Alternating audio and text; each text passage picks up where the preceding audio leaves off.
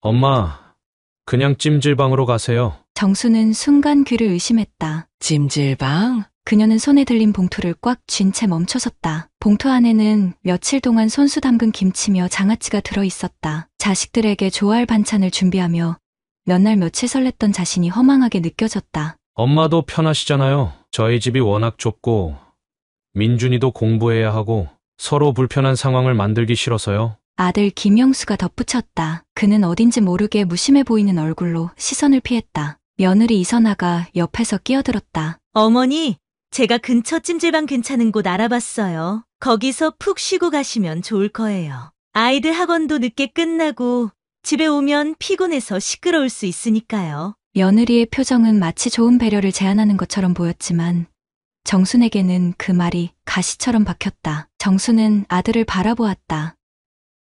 그래, 너희가 바쁜데 내가 괜히 왔구나. 그럼 찜질방에서 잘게. 목소리는 최대한 담담하려 했었지만 속이 쓰리고 억울한 기분은 어쩔 수 없었다. 어머니, 다음에 저희가 제대로 준비해서 편하게 모실게요. 영수는 핑계 같은 말을 덧붙이며 문 앞에서 봉투를 받았다. 아니야, 오늘 온 김에 잠깐 보고 가려던 거였어. 정수는 짧게 웃으며 뒤돌아섰다. 하지만 그 순간 등 뒤에서 들린 며느리의 목소리가 그녀의 발걸음을 멈추게 했다. 어머니, 이런 반찬 사실 필요 없어요. 요즘은 사 먹는 게 더 간편하고 좋잖아요. 너무 고생하지 마세요. 정수는 조용히 멈춰선 채 숨을 내쉬었다. 필요 없다고?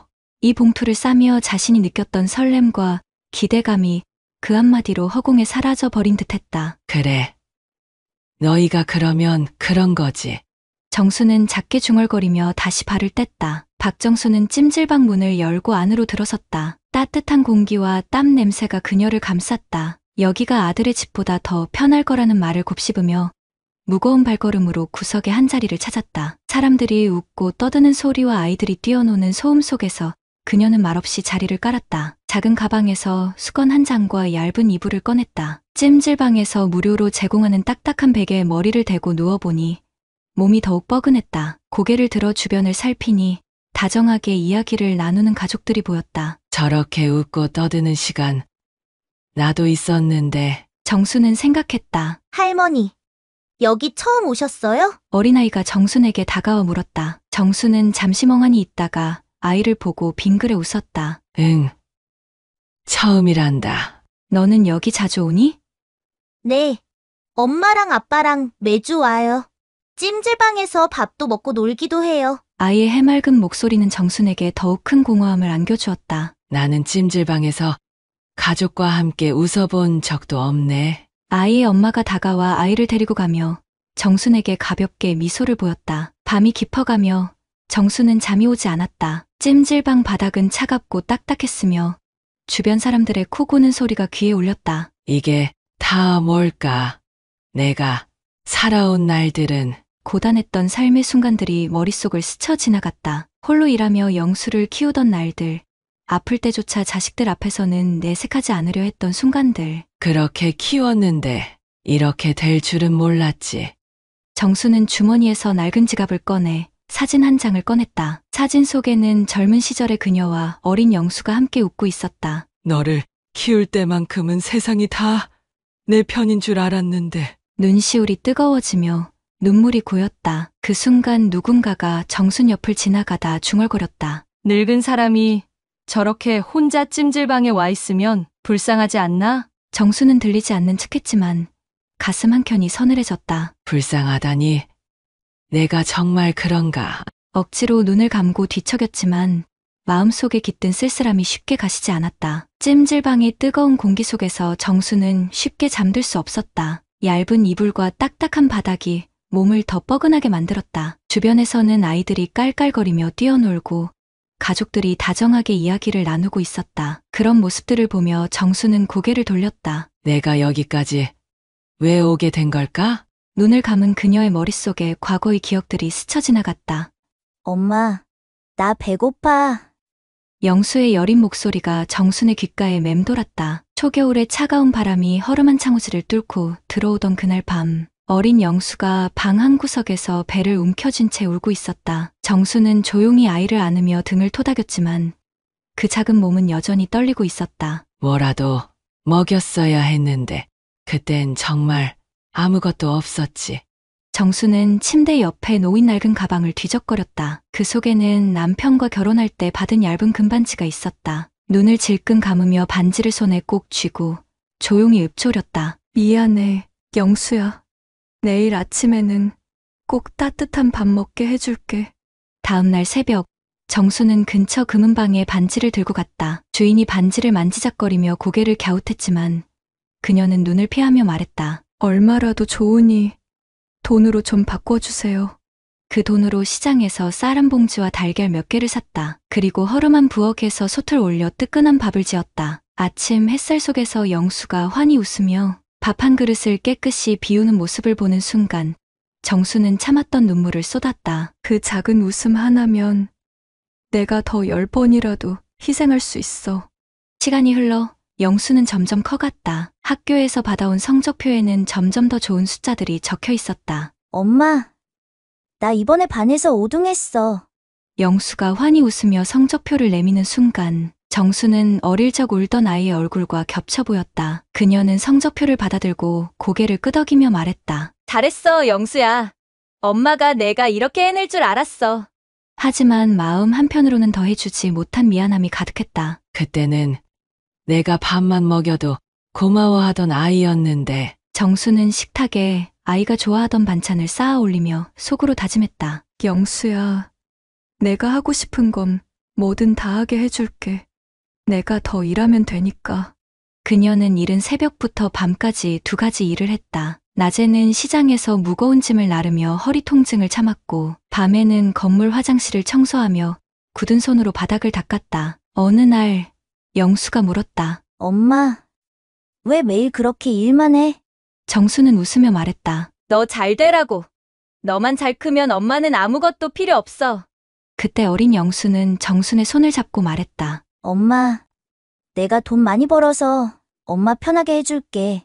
그 약속이 정순의 삶의 원동력이었다. 엄마, 저 결혼하려고 해요. 영수가 조심스레 꺼낸 말에 정수는 잠시 멍해졌다. 결혼이라니 그렇게 어렸던 아들이 벌써 새 가정을 꾸린다는 말인가? 기쁨이 가슴을 가득 채우는 동시에 현실적인 걱정이 그녀를 짓눌렀다. 결혼 준비는 어떻게 하려고 하니? 영수는 고개를 숙였다. 솔직히 돈이 좀 모자라요. 어머니가 조금 도와주시면 안 될까요? 그때 정순에게 남아있던 재산이라곤 남편이 떠나며 남긴 시골의 작은 밭과 오래된 집뿐이었다. 평생 그녀의 노후를 책임져 줄 거라 믿었던 마지막 보루였다. 하지만 아들의 부탁을 외면할 수는 없었다. 나중에 어떻게든 살면 되지. 지금 내 아들이 행복해지는 게 우선이야. 정수는 밭을 팔기로 결정했다. 그날 땅 문서를 손에 들고 읍내 부동산으로 들어서는 발걸음이 얼마나 무거웠는지. 정순 씨,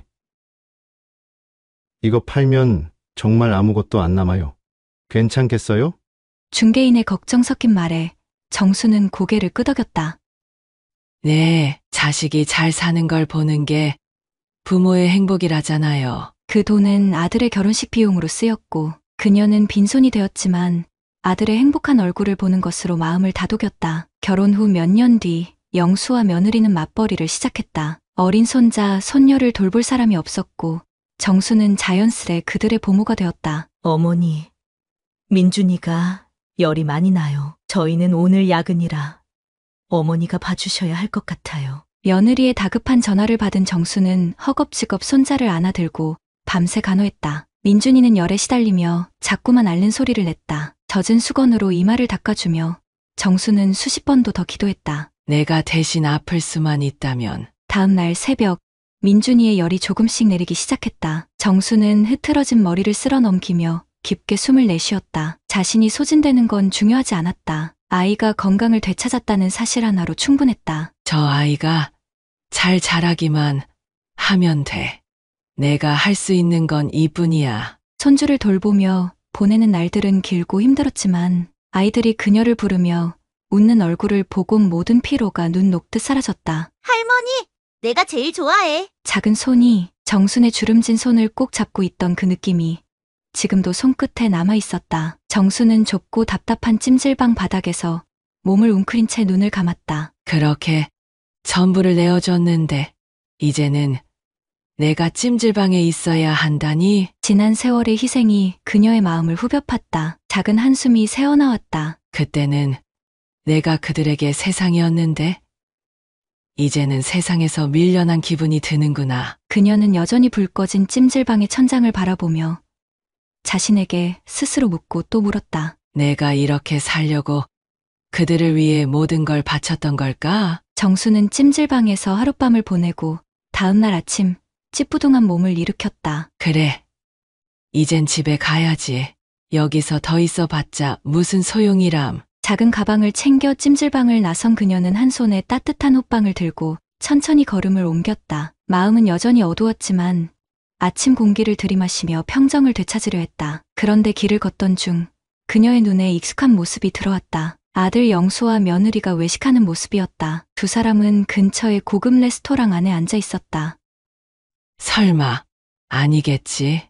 정수는 순간 자신이 잘못 본 것이기를 바랐다. 하지만 창가 자리에서 환하게 웃으며 대화하는 두 사람의 얼굴은 아무리 봐도 아들과 며느리였다. 그녀는 얼어붙은 듯 레스토랑 밖에서 멈춰섰다. 테이블 위에는 주문한 음식들이 가득했고 두 사람은 와인잔을 부딪히며 웃음을 터뜨리고 있었다. 어제 내가 찜질방에서 추위를 견디며 잠들었는데. 정수는 심장이 빠르게 뛰는 것을 느꼈다. 머릿속은 혼란으로 가득 찼고 숨이 가빠졌다. 아들은 며칠 전 사업이 어려워 힘들다는 이야기를 반복했다. 더구나 어제는 집에 머물지 말고 찜질방에서 쉬라고 권유했던 아들이다. 힘들다던 사람이 이렇게 즐겁게 외식을 하다니. 그 말은 다 거짓이었나? 정순의 머릿속엔 과거 그녀가 아들을 위해 했던 희생들이 스쳐 지나갔다. 가진 재산을 모두 내놓았던 날들, 손주를 돌보며 밤을 새웠던 기억들이 모두 얼룩지는 기분이었다. 정수는 문득 창 너머로 아들이 손에 무언가를 들고 있는 것을 보았다. 그것은 작은 쇼핑백이었다. 며느리에게 건네며 웃는 모습에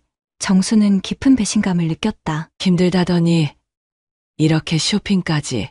나는 왜 그렇게 믿었을까? 정수는 한참을 식당 밖에 서서 망설이다가 발걸음을 돌렸다. 그녀는 굳이 아들과 며느리에게 다가가지 않았다. 뭐라고 해야 할까? 내가 여기 있다는 사실을 말하면 그들이 죄송하다고 할까? 아니, 어쩌면 난 그냥 귀찮은 존재였을지도 모른다. 그녀의 마음속에는 참을 수 없는 무거움이 자리 잡았다. 정수는 손에 들린 호빵이 식어가는 것도 잊은 채 터벅터벅 길을 걸었다. 그녀의 눈에는 금방이라도 눈물이 쏟아질 것 같았다. 내가 왜 찜질방에서 견뎠는지, 왜 그들을 믿고 희생했는지 그 이유를 모르겠구나. 집으로 돌아가는 길이 길게만 느껴졌다. 외식 장면에서 받은 충격은 단순한 배신감 이상의 것이었다. 그것은 그녀의 지난 세월과 희생이 모두 무너져 내리는 기분이었다. 정수는 낡은 가방을 끌고 자신의 집으로 돌아왔다. 문을 열고 들어선 순간 텅 빈 집안의 정적이 그녀를 맞이했다. 한숨을 내쉬며 그녀는 조심스럽게 신발을 벗고 찜질방 냄새가 배인 옷을 벗어 방 한구석에 걸어두었다. 거실 소파에 앉은 그녀는 두 손으로 얼굴을 감쌌다. 레스토랑에서 웃으며 대화를 나누던 아들 부부의 모습이 머릿속에서 떠나지 않았다. 어떻게 그렇게까지 나를 외면할 수 있지? 내가 그동안 너희를 위해 한 일들이 모두 무의미했던 걸까? 눈을 감으면 자연스럽게 떠오르는 과거의 순간들이 그녀의 마음을 더 무겁게 했다. 결혼식 날 가진 재산을 털어 아들의 신혼집을 마련해주며 웃음 짓던 순간 어린 손주들이 밤새 열이 펄펄 끓을 때 잠 한숨 못 자고 머리맡에서 간호했던 시간들. 내가 너희에게 바란 건 많지 않았어. 그저 한 번쯤 나를 생각해주는 따뜻한 마음. 그것뿐이었는데. 정수는 결국 참지 못하고 흐느끼기 시작했다. 소리 내어 우는 것도 부끄럽게 느껴져 입을 틀어막았지만 멈추지 않는 눈물은 베개를 적셨다. 내가 뭘 그렇게 잘못했기에. 내가 뭘 그렇게 부족했기에. 소파 옆 작은 테이블 위에는 몇 년 전 찍은 가족 사진이 놓여 있었다. 그녀는 사진을 집어들었다. 사진 속 아들과 며느리는 환한 웃음을 지으며 행복해 보였다. 그땐 정말 우리가 한 가족이라고 생각했는데 이제는 나 혼자였던 것 같구나. 사진을 내려놓는 손길이 떨렸다. 그녀는 사진을 천천히 뒤집어 테이블에 내려놓으며 말했다. 이제는 더 이상 너희에게 기대지 않겠다. 내가 나를 챙기지 않으면 아무도 날 챙기지 않겠지. 그녀는 벌떡 일어나 옷장을 열었다. 정리되지 않은 옷가지들을 하나씩 꺼내며 아들에게 건네기 위해 준비했던 선물, 상자를 눈길 한 번 주지 않고 옆으로 밀어냈다. 나 자신을 위한 시간을 가져야 해. 더 이상 이 아이들에게 휘둘리지 않겠다. 거실 창문을 열어 찬 공기를 마시며 정수는 결심했다. 이제는 내가 먼저 거리를 두자.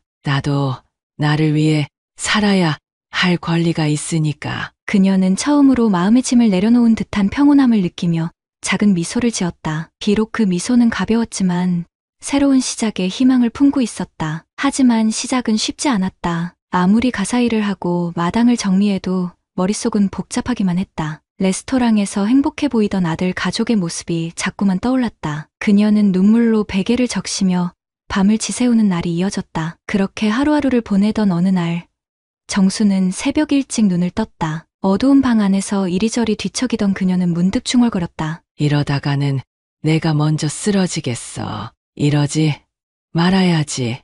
일어나서 찬물로 얼굴을 씻어내고 그녀는 다짐했다. 오래 방치해 두었던 텃밭에 나가기로 한 것이다. 모종삽과 장갑을 챙겨 텃밭으로 나가자 흙내음이 코끝을 스쳤다. 손으로 상추를 뽑고 호미로 잡초를 정리하는 동안 그녀의 얼굴에는 오랜만에 옅은 미소가 번졌다. 그날 저녁 정수는 밭에서 수확한 상추와 쌈채소를 한가득 씻어 밥상을 차렸다. 혼자 먹는 밥상이었지만 정성껏 준비한 음식을 먹으며 그녀는 생각했다. 내가 나를 위해 이런 걸 해본 게 언제였더라? 며칠 뒤 마을회관에서 열린 모임에 참석해보라는 친구의 권유에 정수는 처음에는 망설였다. 하지만 오랜만에 사람들과 시간을 보내는 것도 나쁘지 않을 것 같아 모임 장소로 나섰다. 회관에 들어서자 정순을 알아본 마을 친구들이 환하게 웃으며 다가왔다. 정순 씨, 이렇게 오랜만에 보네.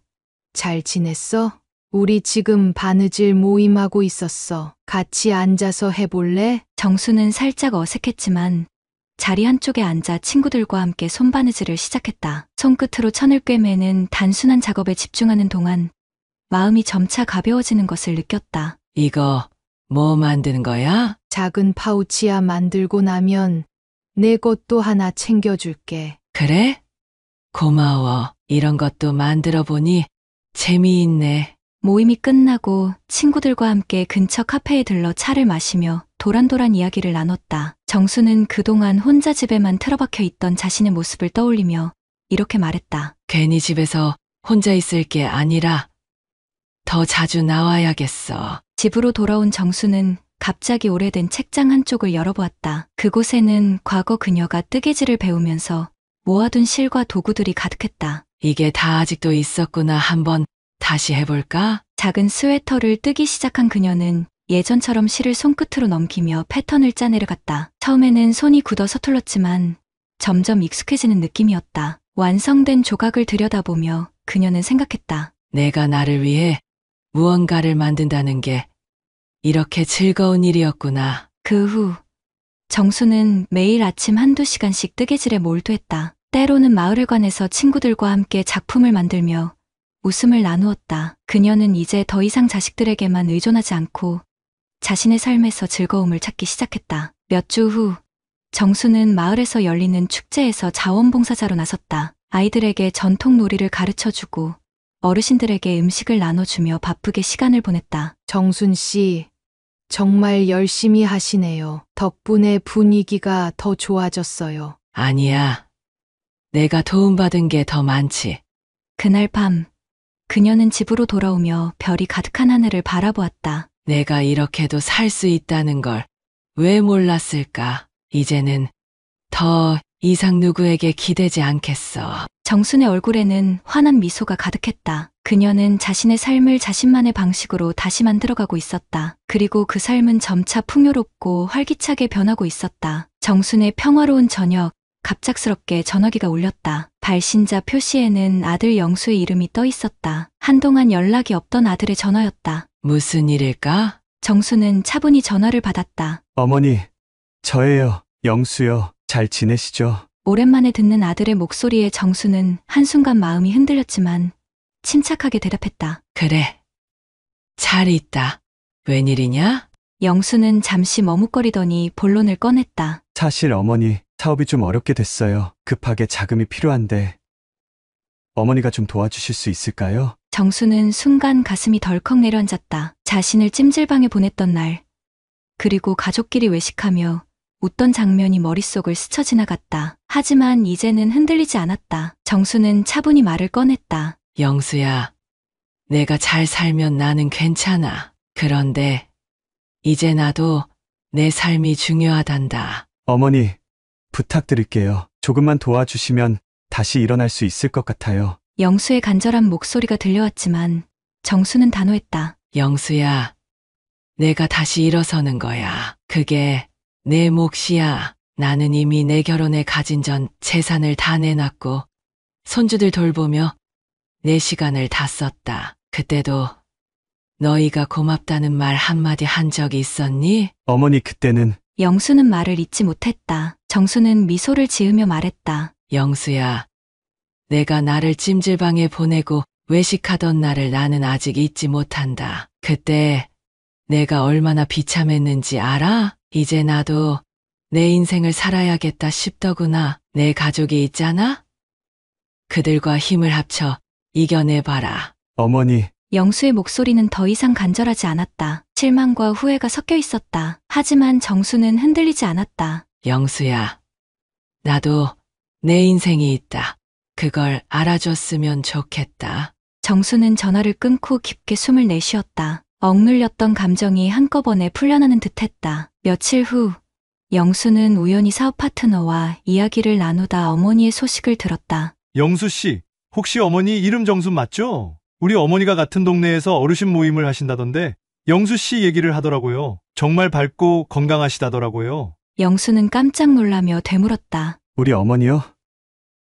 요즘 잘 지내신다고요? 그럼요. 어르신들끼리 마을회관에서 그림도 그리고 운동도 하신다던데요. 우리 어머니가 정순 어머니 덕분에 외로움이 많이 사라졌다고 하셨어요. 동료의 말을 듣는 순간 영수의 마음은 복잡해졌다. 어머니가 홀로 쓸쓸히 지내고 계실 거라 생각했던 자신과는 달리 어머니는 새로운 삶을 즐기고 계셨다니. 그가 알던 어머니는 항상 가족을 위해 헌신하고 희생만 하던 분이었다. 집으로 돌아온 영수는 소파에 앉아 한동안 휴대폰을 만지작거리며 고민했다. 그는 어머니와의 지난 날들을 떠올렸다. 결혼할 때 도움을 요청했을 때도 아무 말 없이 주셨지. 손주들이 아플 때도 밤을 새워 간호하셨고, 그런데 나는 어머니에게 뭐 하나 제대로 해드린 게 없었구나. 어머니의 찜질방 이야기가 다시 떠올랐다. 그날 어머니가 얼마나 비참하셨을까. 내가 집에 못 들게 하고 찜질방에서 혼자 밤을 보내게 했는데 나는 가족들과 외식을 하면서 웃고 있었잖아. 영수는 점점 자신이 어머니에게 했던 행동들이 얼마나 이기적이고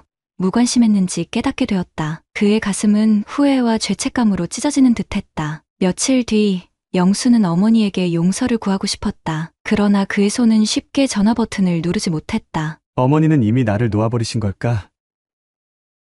나를 용서해 주실까? 전화기를 들었다 놨다 하기를 몇 번. 결국 그는 메시지를 남겼다. 어머니, 정말 죄송합니다. 그동안 제가 너무 이기적이었어요. 한 번만 만나 뵙고 이야기 나눌 수 있을까요? 하지만 어머니로부터 답장은 오지 않았다. 영수는 자신의 행동이 어머니에게 얼마나 깊은 상처를 남겼는지 절감했다. 어머니는 내가 필요로 할 때마다 늘 곁에 계셨는데 나는 어머니의 외로움을 외면했구나. 그날 밤 영수는 한동안 잠을 이루지 못했다. 그는 어머니를 위해 어떤 선물이나 돈보다 더 중요한 것이 자신의 진심이라는 것을 깨달았다. 어머니가 바란 건 이런 게 아니었을 거야. 단 한 번이라도 어머니를 마음 깊이 존중하고 이해하는 모습을 보였어야 했는데. 영수는 스스로 다짐했다. 어머니께 다시는 상처 주지 않겠다. 내가 조금 늦었더라도 내 진심이 전해질 수 있도록 최선을 다해보자. 그의 가슴속에는 후회의 무게만큼 커다란 다짐이 자리 잡기 시작했다. 몇 주 후, 정수는 마을 친구들과 함께 동네 카페에서 커피를 마시며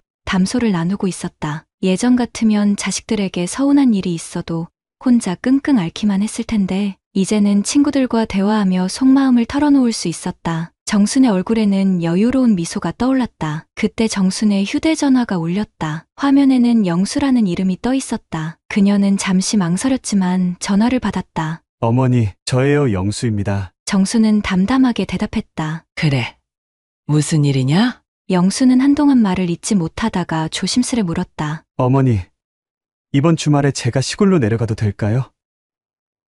뵙고 싶습니다. 꼭 드릴 말씀이 있어서요. 정수는 잠시 생각했다. 그의 목소리에는 어딘가 간절함이 느껴졌다. 그래. 내려오려거든 오너라. 그 주말, 영수는 아내와 아이들을 데리고 정순의 집을 찾았다. 문 앞에 서 있던 영수는 어색한 표정으로 문을 두드렸다. 정순이 문을 열자 영수는 주저하지 않고 무릎을 꿇었다. 어머니, 정말 죄송합니다. 그동안 너무 이기적이었어요. 어머니를 힘들게 하고 상처 준 걸 이제야 깨달았습니다. 정수는 그런 영수를 잠시 바라보다가 차분히 말했다. 영수야, 내가 너를 원망하지 않았다고는 못하겠다. 하지만 이제는 나도 나 자신을 위해 살기로 했다. 내가 사과하러 온 마음은 고맙다만 내가 진정으로 바라는 건 내가 내 가족과 함께 더 성숙한 삶을 사는 거란다. 영수는 눈물을 글썽이며 고개를 숙였다. 어머니, 정말 반성하고 있습니다. 앞으로 어머니께 잘하겠습니다. 자주 찾아뵙고 연락도 드릴게요. 정수는 미소를 지으며 아들의 어깨를 가볍게 두드렸다. 그래. 말보다 실천으로 보여주면 된다. 나도 내 삶을 잘 살 테니 너도 너답게 살아라. 그날 저녁 정순과 영수의 가족은 오랜만에 둘러앉아 함께 식사를 했다. 손주들은 정순의 무릎에 앉아 제잘거렸고 영수와 아내는 정순에게 어릴 적 이야기를 들려달라고 요청했다. 식사 후 정수는 스스로에게 약속했다. 나는 더 이상 내 인생을 남의 기대에 묵지 않을 것이다. 내가 행복해야 그 행복이 주변으로 퍼지는 법이니까. 이후로도 영수는 꾸준히 어머니와 연락을 이어갔고 자주 시골을 찾았다. 정수는 자신의 삶을 잃지 않으면서도 자식들과 새로운 관계를 만들어갔다. 그녀의 얼굴에는 언제나 당당한 미소가 자리 잡았다. 여러분, 오늘의 이야기는 잘 들으셨나요?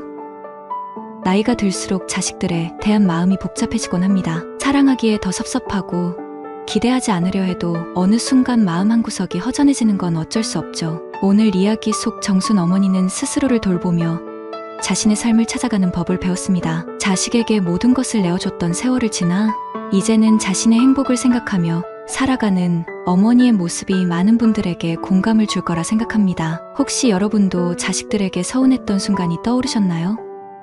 또는 이제라도 더 소중히 살아가고 싶다는 다짐이 생기셨나요? 부모로서의 삶도 중요하지만 무엇보다 나 자신을 아끼고 사랑하는 것도 정말 중요합니다. 구름 같은 이야기와 함께 해주셔서 진심으로 감사드립니다. 여러분의 삶을 위로하고 공감할 수 있는 이야기를 계속해서 전해드리겠습니다. 구독과 좋아요로 응원해주시면 큰 힘이 됩니다. 따뜻하고 행복한 하루 보내세요.